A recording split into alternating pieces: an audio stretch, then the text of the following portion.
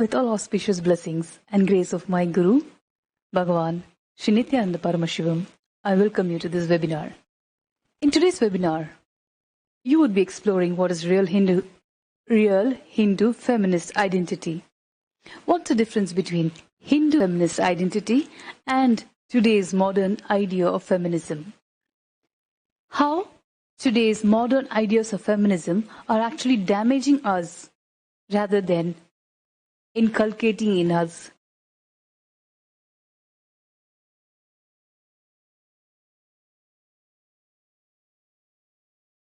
To undergo a swift change, and why and how Hindu feminism or Hindu ideas of feminism can bring about this change to take the identity of feminism and the feminist movement forward with much more stability and much more powerfulness than we have or we are positioned today. Unlike what mostly the world believes, that in Hinduism, women were relegated to the kitchens, women were relegated to the bedrooms, or women were not allowed to come out. All these draconian ideas of Hindu women will be broken through this webinar and further upcoming series of webinar where I would be sharing with you, which you would find it very knowledgeable and informational to see how the Hindu women lived. The powerful space with which they lived was not just something they inculcated, but the society as a whole. The society as a whole was able to teach them the powerfulness from childhood, the stability through their teenagers, and a huge shift in consciousness and enlightened powerfulness as they grew older, which is what caused us to have a very stable society. A stable society is a prosperous society. A woman being stable is one of the most important ingredients for a stable, violent, free world. How can Hindu feminism, whom many of you may have heard of this term for the very first time, how can Hindu feminism bring about such a huge change? What is it all about? And why will it bring about this huge change which we all want? Many of us are actually angry feminists. We are caught actually between what feminist identity tells us, what we perceive ourselves to be, what we want to be, and what we actually end up being. For example, I had a very close friend of mine who was a model, very beautiful, very pretty. She was tall, thin, and very, very beautiful. And as the world today loves to compliment all beautiful women, and especially models or actors and actresses, she would be complimented every day, hundreds of times. But every time she would only become angry, she would get anger. The compliment would actually trigger anger inside of her. And I used to wonder why. And every time she would come and say, "Oh, why do people always compliment me? It is so annoying. I just hate the way they say it. Why can't they just let me be the way I am?" Which is in direct contradiction to what she is. She became a model with an inner image that she wants to be on a public platform. And everybody knows being a model means you would be complimented by all genders, by all sexes. Correct? Yes. Then why is this conflict inside her, especially when men compliment her? Because she started feeling that any compliment from anybody would end up in her being exploited if she accepted that compliment gracefully and beautifully as she would want to. So somewhere the modern ideas of feminism has triggered an insecure woman, unstable women, which is why today we have nuclear families leading to dysfunctional family system and broken societies. But it is never too late. Everything can change. We can stop this world. By we, I mean we women can stop this world from spiraling out of control into violence and anger and vengeful deaths. Today, the world is boiling.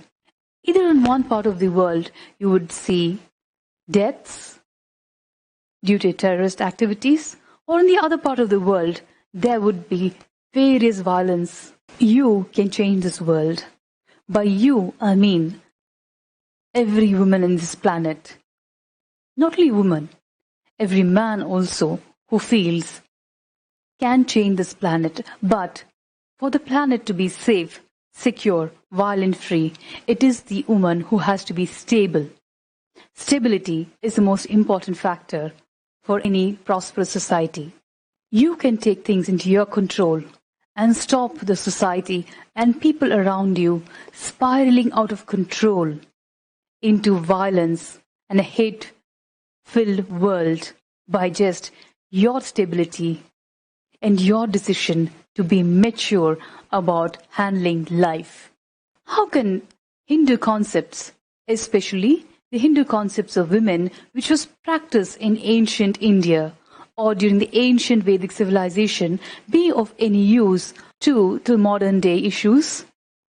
They can, because the Hindu ideas of feminism or the Hindu principles of feminism are not based on time or adaptation of how human beings evolve, but it is based on the principle of oneness, the principle of universal consciousness.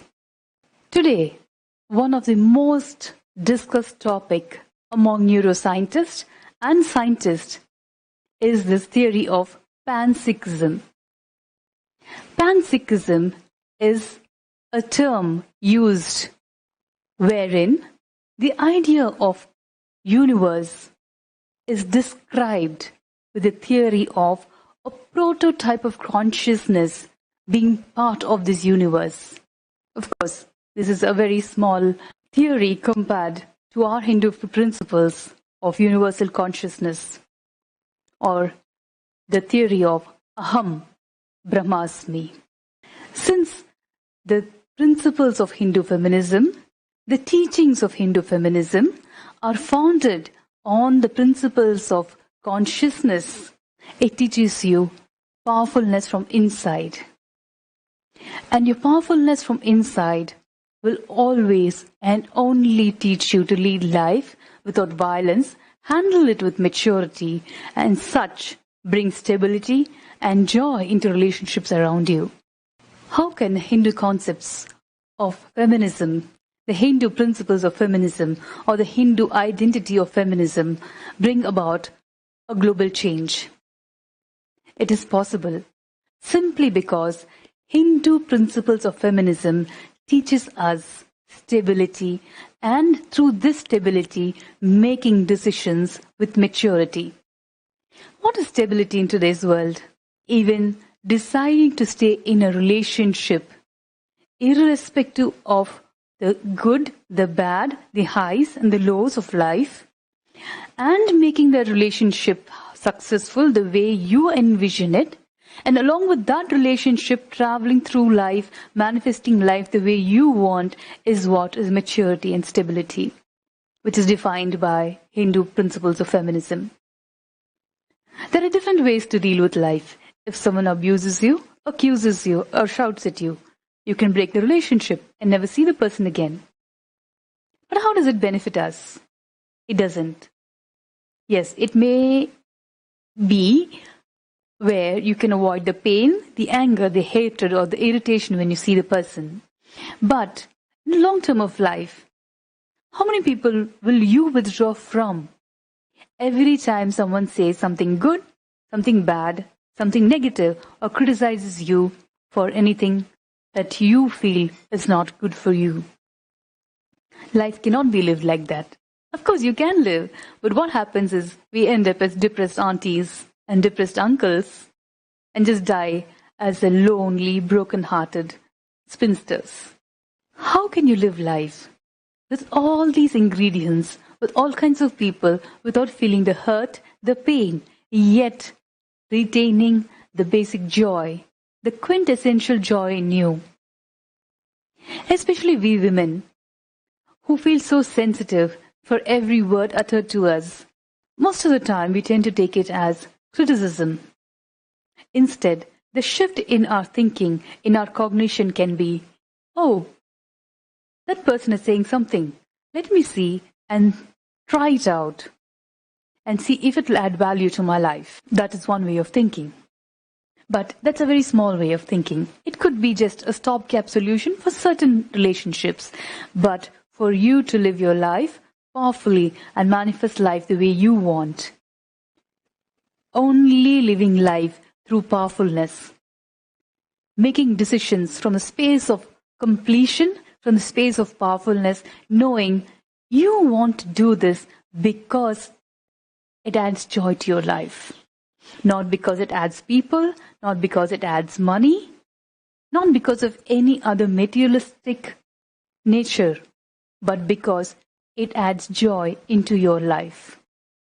You want to become something, not because your parents expect you to be, or someone expects you to become that, but because you choose to become that to make yourself complete, more successful, more joyful.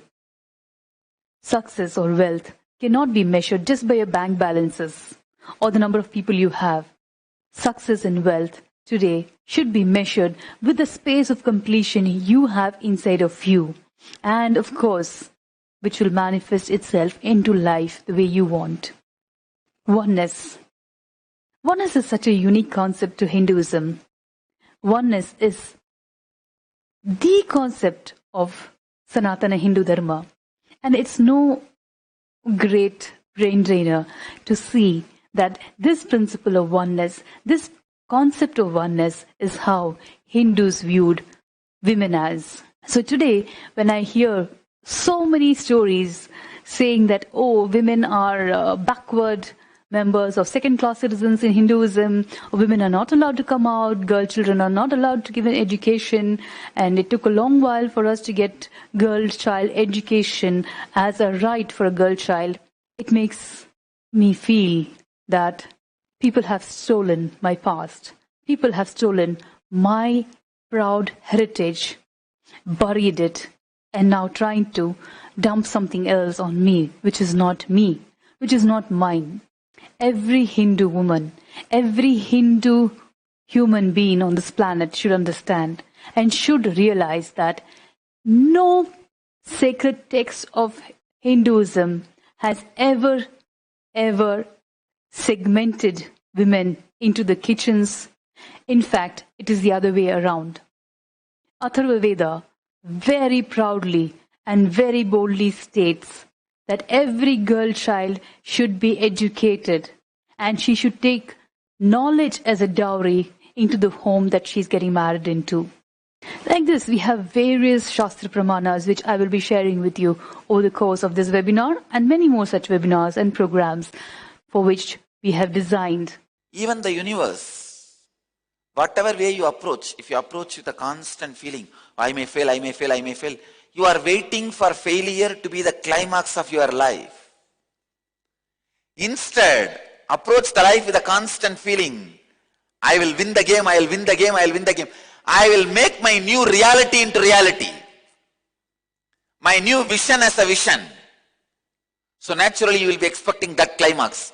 Whatever climax you are expecting is bound to happen today or tomorrow. I am very clear, Akshardham is my climax.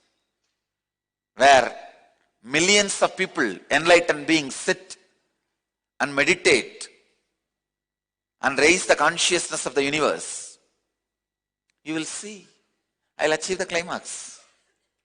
So every one of you, let your new vision of you, your new creative vision of you, be you. Create.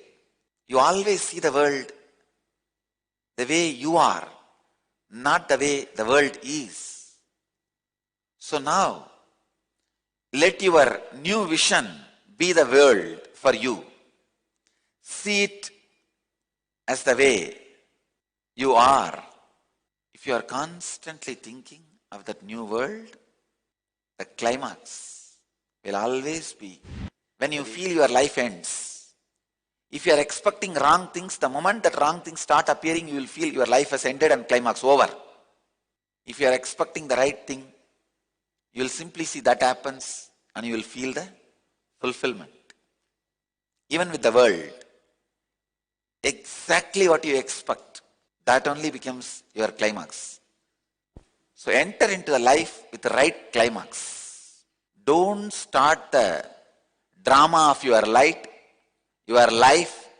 without completing the right climax. Don't think, I'll start the drama, slowly I'll develop and create the climax. No! Have the right climax script ready before entering into the drama. Only then you will know how to approach life. Nityanandam, welcome back. Are you finding the principles of Hindu feminism curious?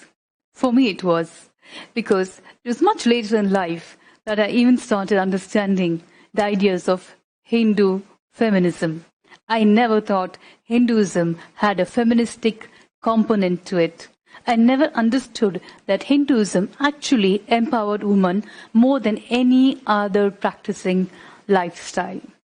As I said, we will be exploring the various powerful cognitions that Hindu feminist principles have been handed down to us by the great Vedic civilization through the sacred text of the Agamas, the Shaiva Agamas and the Vedas, and as propounded by my Guru, His Divine Holiness Bhagavan Sri Nityananda Paramashivam.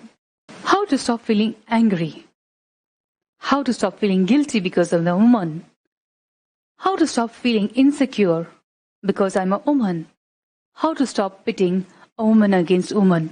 One of the most gravest, dangerous practices or the theory or the philosophy or the thinking that we have been taught in the last few years is that a woman is another woman's worst enemy. But it's never true. You can yourself see in your life how a woman or a girl has been your best friend. For me in my life, all my best people in my life were women, from whom I learned the greatest things in life, from whom I learned how to hold myself higher, how to achieve more in life, have always been women. But somewhere the society has been teaching us, no, a woman is a woman's worst enemy because they're jealous. Jealous of what? Actually, even though I've heard this in so many years, I have never been able to actually pinpoint of what another woman would be jealous of or what I had to be jealous of another woman. Especially if I am very clear of what my capabilities are, or what I can achieve with my capabilities, and if I want to achieve more, how I can have a breakthrough is everything in my hands. When I understood that, I understood how silly and how small the theory of a woman is another woman's worst enemy.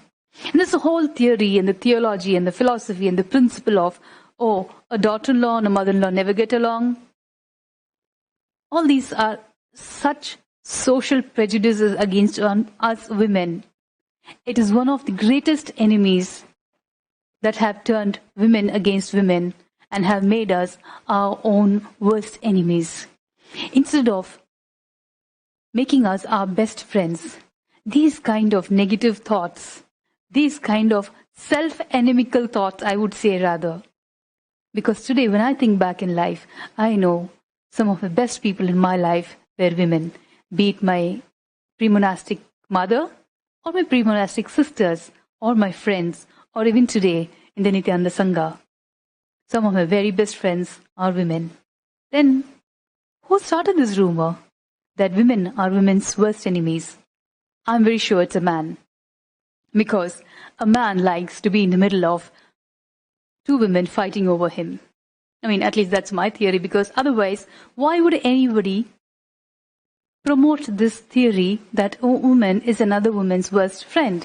I really think it is a man who started this rumor that a woman is another woman's worst enemy.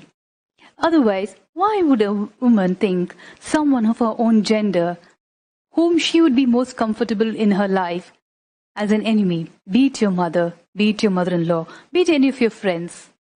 That's the most silliest theory that has poisoned us against our own brethren, our own sisters.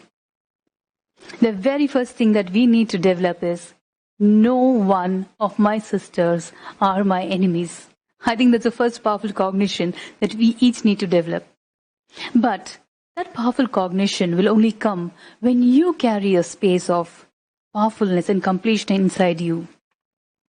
When you stop feeling that you might be violated. When you have the power inside you to stop others from violating you. Nobody can violate you without your permission.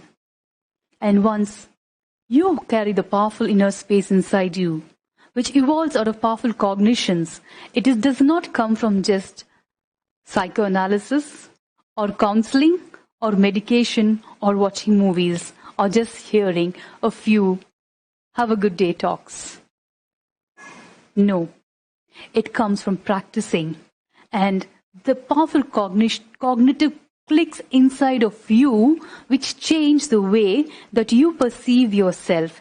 When those cognition clicks become your reality as an experience from inside you, that manifests as powerfulness, and you can change and rewrite the life the way you want. Every woman can and has the ability to write the future the way she wants to. Be it getting out of violent relationships, be it maintaining the same relationship without the undercurrent of violence, without she being violated in any way. It is possible when you change your inner space from feeling powerless to being powerful. That is why in Hinduism, and Hinduism is the only religion, again I would like to say this and reiterate, Hinduism is the only religion where mother worship is so common. Every man goes to a temple to worship the mother, the divine mother.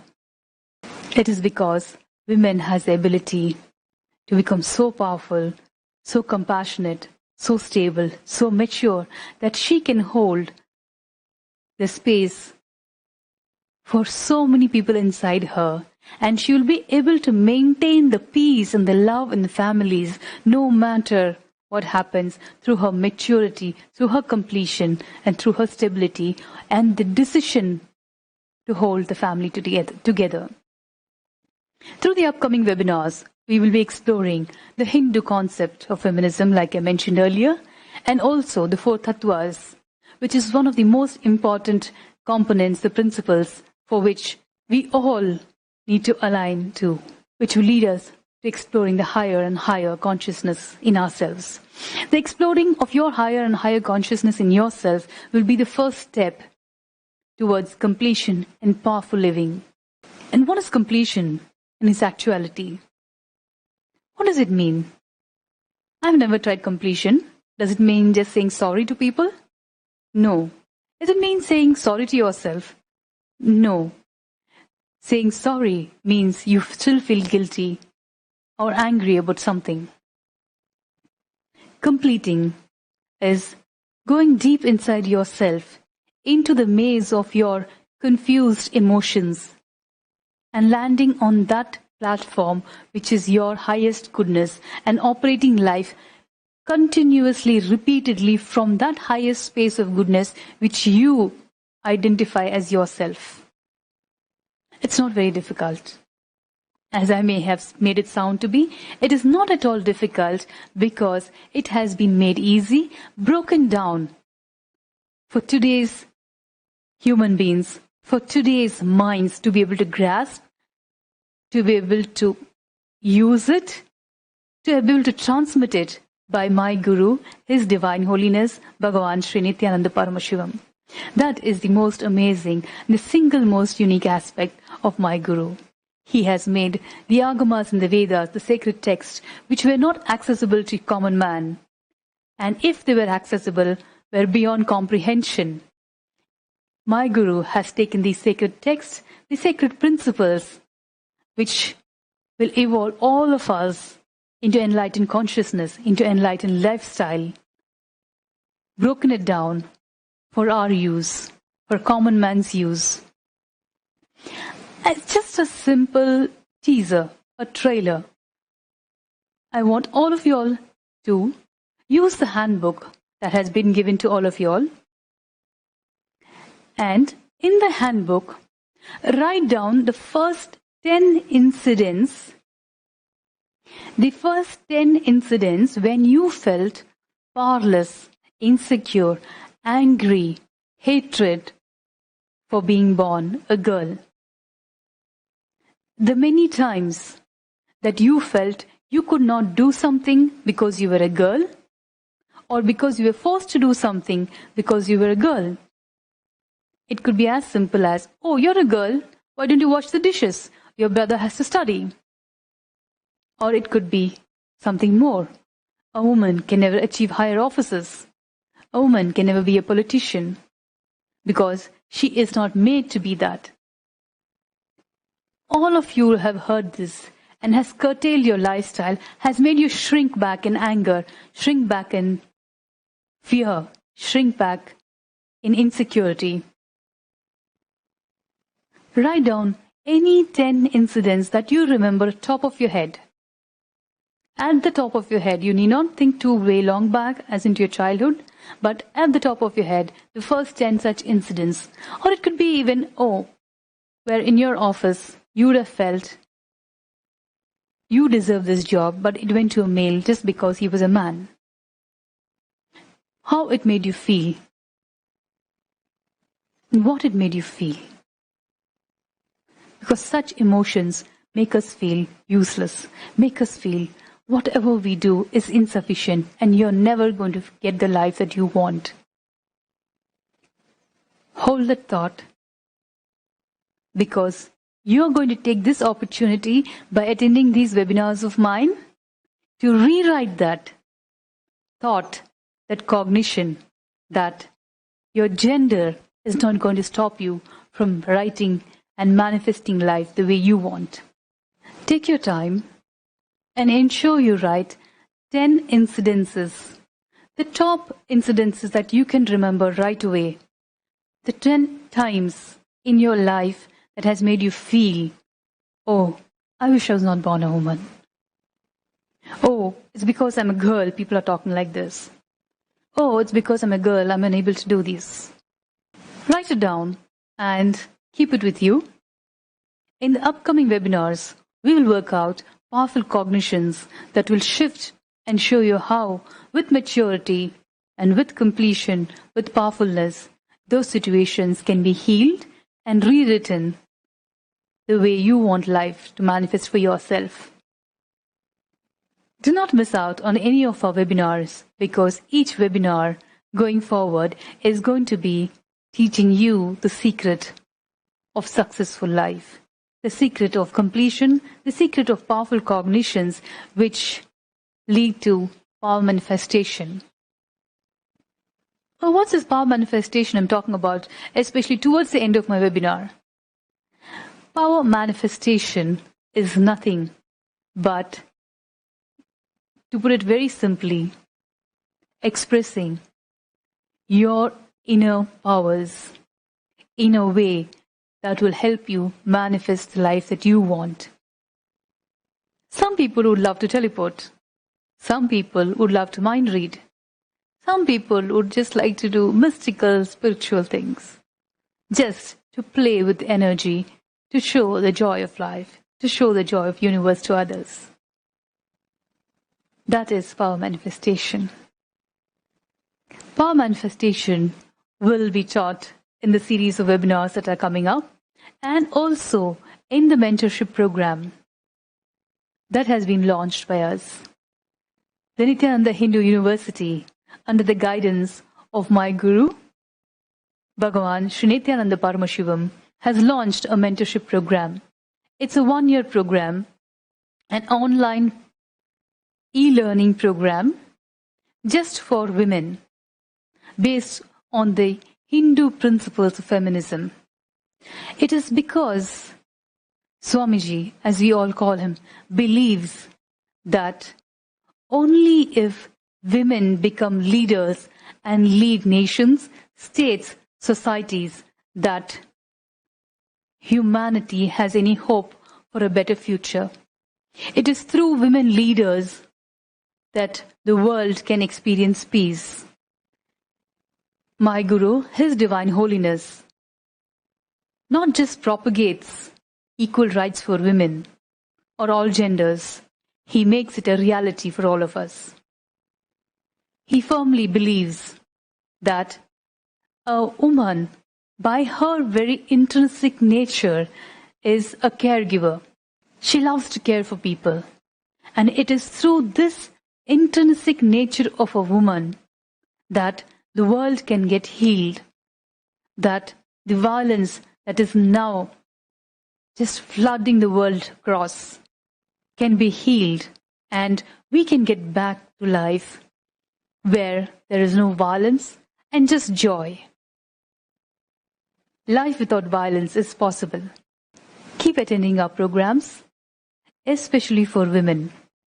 The more you attend these programs, you will see experientially how you have the ability to just change the world around you.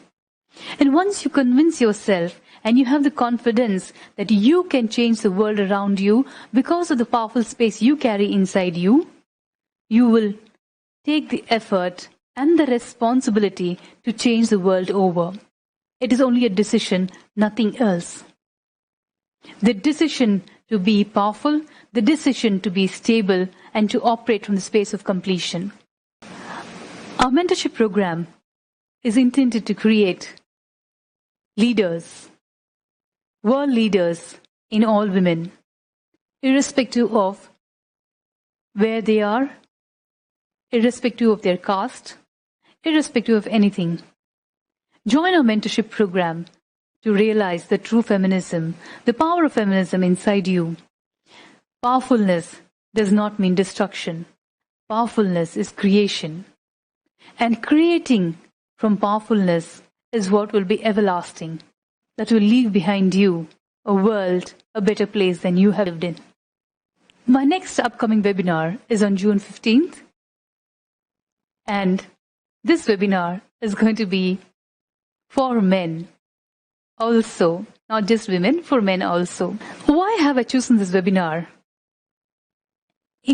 Under the topic of feminism, why I have chosen the webinar for men? Or rather, addressing the aspects of man and addressing the issues where we women face with men, or addressing the issues that a man needs to understand that it's only by a woman that he can face success in his life. Of course, he has to work for it. There's no denying that. But what can he do to make his life better? What can he do to have a stable, complete woman around him, through whom and by whom he can create empires? In my pre-monastic life as an actor, I have seen many families, especially where my male colleagues used to work day and night. They would be working from one shift to another, 24 hours a day, almost non-stop. I have seen this for many years. Almost all my male colleagues, like the rest of us, I'm including my female successful colleagues in this category, who have worked day and night and hardly get to see home, hardly get to see their wives, hardly get to see their siblings or their children. But the bonding of the families, for a father, the bonding of the family, for a son, the bonding of the family, or the emotional connect of the family is always held by the mother or the wife of the actor. So that when he goes back home, he just has a happy, loving family around him. And not a cribbing, vengeful family who always keeps saying, "Oh, you've been out so long. What did you buy for me, Dad? Oh, you were not there during my first class graduation. Oh, you're never at home. You're not my father anymore." I have never seen these kind of scenarios in families that have been successful. And success, like I said, not just within their perimeters. I have seen socially successful families, families who have been influencers across generations. And I saw the secret ingredient, and I understood their secret ingredient is the mother of the house, the lady of the house. But then, what does the man have to do with it? Find out in my upcoming webinar on June 15th, 2019. See you again in June. Till then, keep practicing the principles of completion, oneness. Keep watching my Guru, His Divine Holiness, Bhagavan Sri Nityananda Paramashivam, through his YouTube channel, Nityananda TV, or on nityananda.tv, another web TV. Following my Guru, following his principles, and applying his principles in life will give you the breakthroughs, will give you the powerful cognitions. So till next time, Nityanandam. For manifesting them into reality, whatever we wish to do, what kind of the visualization that we have to brought into? See, what you want, command it with your will. Please understand one thing. All of you listen. Your will is the umbilical cord connection between your individual soul and the cosmos. If you shake your individual soul with your will, cosmos has to shiver, because it is connected through the spiritual umbilical cord, your will. I don't know how many of you read in Puranas. A yogi sits under the tree and starts meditating, creating certain will to get that boon, and Indraloka burns, Devaloka shakes, and Indra has to run, Brahma has to run to attend. It is true. If you sit here and create a will, if you can shake your individual soul, your individuality with your will, naturally you will make the cosmos shake, move. Visualize very as clearly as you can what you want as your life, how you want your life to be manifested, and will it. Understand, when you will, multiple energies in your biomemory, in your muscle memory, in your system gets integrated to that will. Actually, you have multiple energies inside you. Unfortunately, all of them are in their own direction. Even complete you do not know what you want. Because morning you told yourself you want this. By noon you already changed. By night it is different. By the time your first order reaches from head to toe, there is a second order. By the time that reaches from your head to toe, your desires have changed. Even you as whole do not know what you want. Individual will is obstacled by nervousness and fear mostly. Again, that is again your disturbed ideas about you. You can clearly tell yourself even that to be healed by your own will. Understand? Your will, actually this which you are saying, nervousness and all that, is nothing but your decision not to will. So your will can heal it, and I will support it.